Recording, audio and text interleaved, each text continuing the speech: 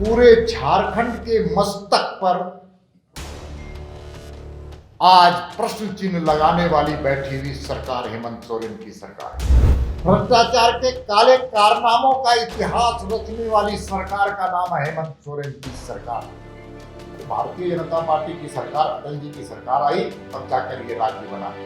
ऐसा बयानबाजी हुआ जैसे लग रहा था कि झारखंड के आंदोलन में माननीय मुख्यमंत्री जी का बहुत बड़ा योगदान रहा हो। आज के इस पत्रकार वार्ता में आए हुए तमाम मीडिया कर्मी को मैं अपनी ओर से, भारतीय जनता पार्टी के झारखंड प्रदेश की इकाई की ओर से अभिनंदन करना चाहता हूं। और हाल के दिनों में जो घटनाएं घटी, राजनीतिक घटनाएं घटी राज्य में, उसका आप सब लोगों ने जिस ढंग से लोकतांत्रिक और लोकतंत्र का जो प्रहरी होता है उसकी भूमिका आपने निभाने का काम किया, उसके लिए मैं आपके प्रति आभार और बधाई और धन्यवाद देना चाहता हूं। हम सब कोई जानते हैं कि राज्य में सब कुछ ठीक नहीं चल रहा है। ये राज्य में राजनीतिक अराजकता है, वित्तीय अराजकता है, और तो और पूरे झारखंड के मस्तक पर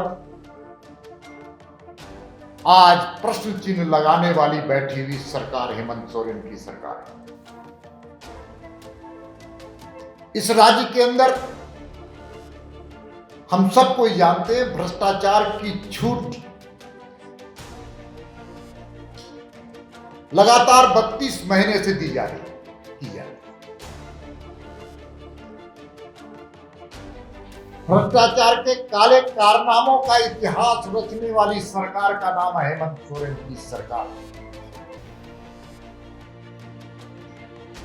चाहे वो इलीगल माइनिंग का सवाल हो,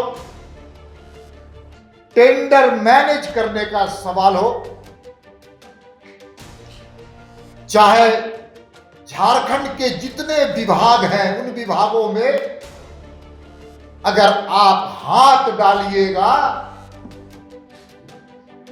तो सिर्फ काजल ही काजल नजर आएगा। और इसी के कारण जो सत्ता में रसूख रखने वाले लोग थे, चाहे वो प्रशासनिक पदाधिकारी हो, चाहे सत्ता के दलाल,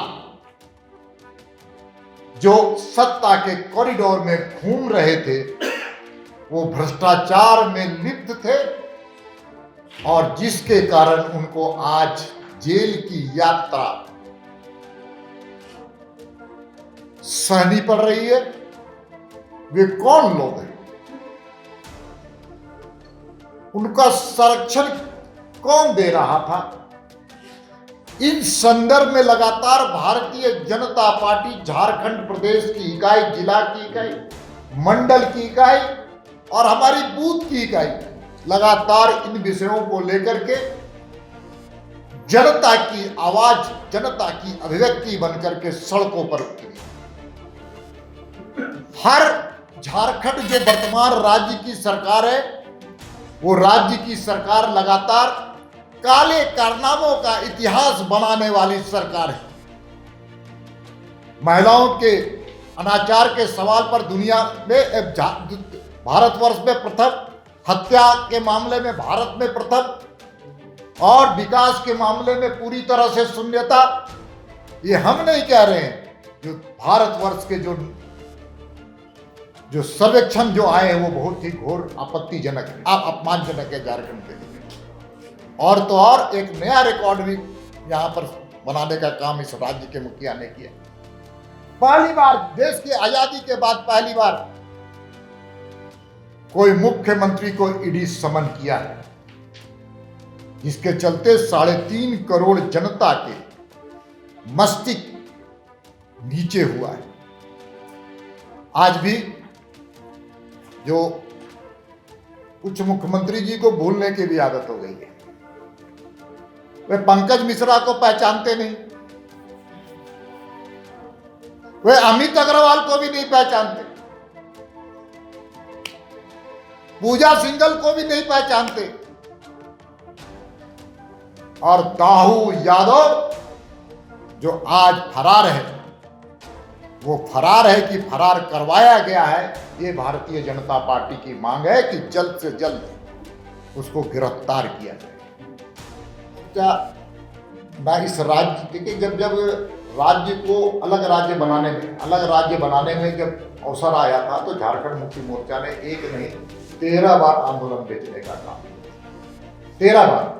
उसी में नरसिम्हा राव की सरकार को बचाने का, उसी में जैक का, बूटा सिंह को रांची दौरा, और उसमें इनके नेताओं के द्वारा संधि और समझौता होना। तो राज्य तो पहले बन चुका था, और खरीदने वाला कौन था? कांग्रेस था। अरे भारतीय जनता पार्टी की सरकार, अटल जी की सरकार आई, तब जाकर ये राज्य बना। इसलिए अलग राज्य बनाने का जो दावा करते हैं वो भूल जाइए।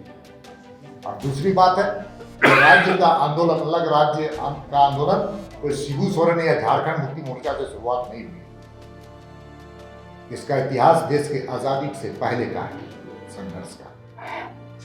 जनता पार्टी के कार्यक्रम हुए और 2,73,000 लोग उसमें शामिल हुए। इसी आंदोलन को हम आगे बढ़ाना की प्रक्रिया हम कर रहे हैं। अब हमारे जिले में भी कार्यक्रम कल से शुरू होगा और वो कार्यक्रम 25 तक चलने वाला है।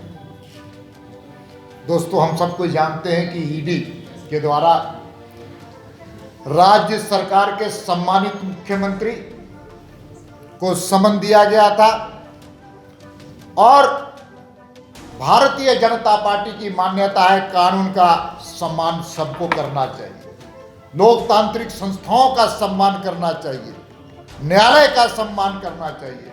लेकिन जिस प्रकार से सत्ताधारी दल, चाहे वो झारखंड मुक्ति मोर्चा हो, कांग्रेस हो और आरजेडी के नेताओं ने जिस प्रकार से राजनीतिक नौटंकीबाजी करने का काम किया और ऐसा जनता के सामने अपने आप को पेश करने का काम किया, जैसे लगता था कि देश की आजादी की लड़ाई लड़ करके वो आ रहे हैं। ऐसा बयानबाजी हुआ जैसे लग रहा था कि झारखंड के आंदोलन में माननीय मुख्यमंत्री जी का बहुत बड़ा योगदान रहा हो।